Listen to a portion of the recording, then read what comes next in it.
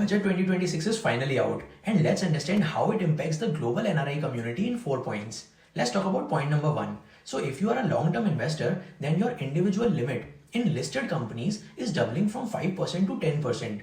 Even more significant, the total combined limit for all NRIs in a single company is jumping from 10% to 24%, which means that the government clearly wants the Indian diaspora to hold larger and more strategic stakes in Indian companies. Now let's talk about point number 2. So trading in Indian derivative markets will get costlier. SCT on futures is increased to 0.05% and options to 0.15%, which means that the toll tax for your short-term speculation is officially higher, and that is also one of the reasons you saw that the Indian stock market was down today. Now let's talk about point number 3. So selling the property as a non-resident is now much more simpler because buyers can finally pay TDS using a simple PAN-based challan and removing the need for the TAN. Plus there is also a new 6 months amnesty window to declare the foreign assets up to 1 crore rupees with full immunity.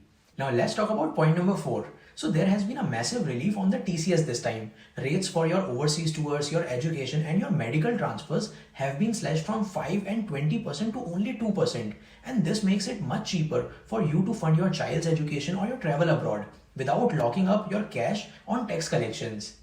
Now, while the tax slabs have remained unchanged this time, you have now up until 31st March to file your updated returns. With that said guys, the focus of government has been clear, easier to invest but costlier to trade, and also much more compliance friendly. Now check the description below where there is a lot more to read.